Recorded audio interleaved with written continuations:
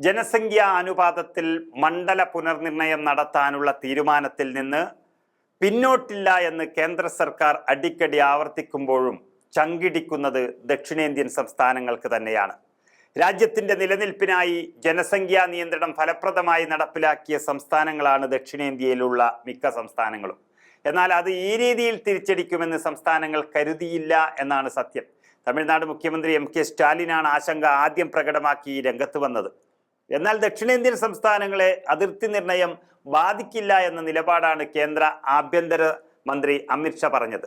ജനസംഖ്യാ അനുപാതത്തിന്റെ അടിസ്ഥാനത്തിൽ ഒരു ലോകസഭാ സീറ്റ് പോലും കുറയ്ക്കില്ലെന്ന് പ്രധാനമന്ത്രി നരേന്ദ്രമോദി ഉറപ്പാക്കിയിട്ടുണ്ടെന്നും ദക്ഷിണേന്ത്യൻ സംസ്ഥാനങ്ങൾക്ക് ന്യായമായ വിഹിതം ലഭിക്കുമെന്നുമാണ് അമിത് ഷായുടെ പ്രതികരണം നമുക്ക് കാണിക്കുന്നത്. അമിത് ഷാ നടത്തിയ പ്രതികരണത്തിലെ കൗശലം തിരിച്ചറിയുമ്പോഴാണ് അതിൽ ഒളിഞ്ഞിരിക്കുന്ന ചതിയും മനസ്സിലാക്കാൻ സാധിക്കുകയുള്ളൂ.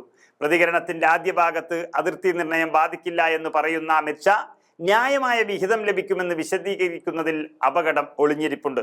കാരണം 2026 ജനസംഖ്യാനുപാതികമായ വിഹിതമെന്നതിനെ വായിച്ചെടുക്കണം. അതിനർത്ഥം ജനസംഖ്യാ നിയന്ത്രണം ഫലപ്രദമായി നടപ്പിലായ സംസ്ഥാനങ്ങൾക്ക് വിഹിതത്തിൽ കുറവുണ്ടാകുമെന്ന് തന്നെയാണ് അമിത് ഷാ പറയുന്നത്.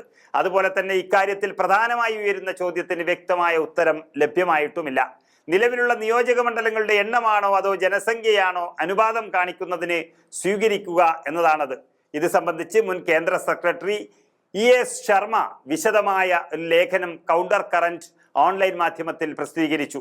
അതിൽ സ്റ്റാലിനും മറ്റു പ്രതിപക്ഷ നേതാക്കളും ഉന്നയിക്കുന്ന ആശങ്കകളെ സാധൂകരിക്കുന്ന വസ്തുതകൾ നിരത്തിയിട്ടുണ്ട്. 2021 ആഗസ്റ്റ് 24 ഈ ആശങ്കകൾ പങ്കുവച്ച് വിവിധ സംസ്ഥാന മുഖ്യമന്ത്രിമാർക്ക് ശർമ്മ അയച്ച കത്തിന്റെ കോപ്പിയും ആ ലേഖനത്തിൽ ഉൾപ്പെടുത്തിയിട്ടുണ്ട്.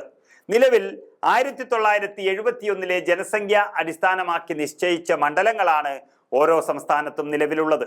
അതിനനുസൃതമായാണ് പിന്നീട് 2 തവണ അതിർത്തി പുനർനിർണയം നടത്തിയപ്പോഴും എണ്ണത്തിൽ കുറവ് വരാതിരുന്നത്. അവസാനം നടന്ന മണ്ഡല പുനർനിർണയ പ്രക്രിയയ്ക്ക് ശേഷം 2009 രാജ്യത്ത് ആദ്യ ലോക്സഭാ തെരഞ്ഞെടുപ്പ് നടന്നത്. വയനാട് എന്ന പുതിയ മണ്ഡലവും മറ്റുള്ളവയുടെ ഘടനയിലും ചിലതിൻ്റെ പേരുകളിലും മാറ്റമുണ്ടായെങ്കിലും കേരളത്തിൽ എണ്ണം 20 നിന്ന് തന്നെ നിന്നു. അതേസമയം ജനസംഖ്യാനുപാതികമായിരുന്നുവെങ്കിൽ എണ്ണത്തിൽ കുറവ് വരേണ്ടതായിരുന്നു.